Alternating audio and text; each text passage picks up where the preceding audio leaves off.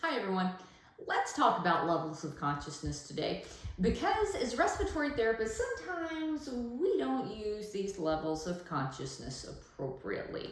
I've been in clinical practice before that a student has actually said the wrong level of consciousness, and the level of consciousness that they were using was more of a stuporous level of consciousness, and the patient was just a little lethargic. Okay, makes a difference that we use the same terminology and that we understand it the same way. So we're going to go over the levels of consciousness, and so this is not alert and oriented, right? We know what alert and oriented is. This is changes from alert and oriented. And sometimes it's a really good thing to use an acronym, and I think this is an appropriate time. So our stages of consciousness are confused, delirious, lethargic, obtunded, stuporous, and comatose. All right? So here's our acronym. Confused is for confused, okay? That's the way we know what we're starting out at. Confused, doctors look over sick cases, okay? That'll help you kind of keep it straight. But let's talk about what these really mean.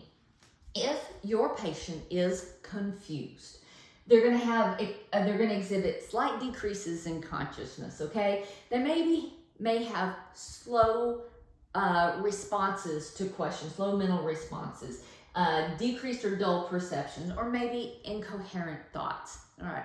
If you ask a question to your patient about what year is it, or who's the president of the United States, and they don't know that answer, we would probably say that they're confused. All right. Now, delirious is different from being confused. Delirious, the patient is very easily agitated. They can become irritable really, really easily, and they may exhibit hallucinations. All right. So, there's a lot of different things that can cause these levels of consciousness, but it's appropriate to label them correctly.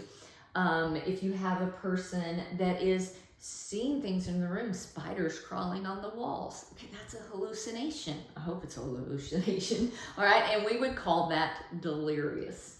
Now, the rest of these, I start thinking about them as being asleep and how the patient wakes up. Okay, so lethargic, the patient's sleepy. And I don't mean just I need a nap sleepy. The patient's sleepy a lot. You can go in and arouse them. They wake up easy. Okay, they may go back to sleep, but they wake up easy. And when they wake up, they respond appropriately. They will answer questions correctly. All right, but if they're sleepy, beyond just being tired and needing a nap, as long as they wake up easy and respond appropriately, that's lethargic. Lethargic, though, is different from obtunded. Obtunded, they're sleepy, okay? They keep falling asleep.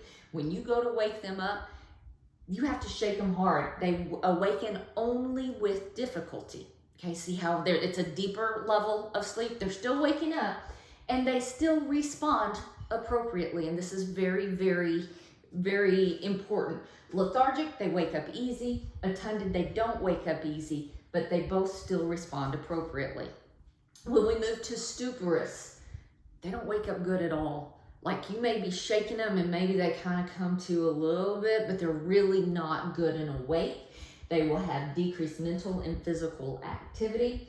They may respond slowly to verbal stimuli, but when they respond, things may be wrong, okay? They may not be responding appropriately. But another thing that will help you differentiate stuporous from comatose is they still have pain and deep tendon reflexes, okay? Now, comatose, they don't respond to stimuli. You can't wake them up. They don't respond to verbal stimuli. They don't respond to pain. They don't have neural reflexes, okay? They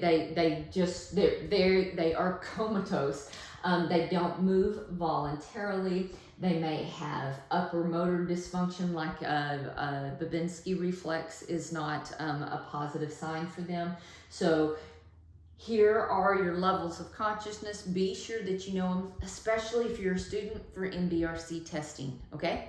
Hope this has helped. See you soon.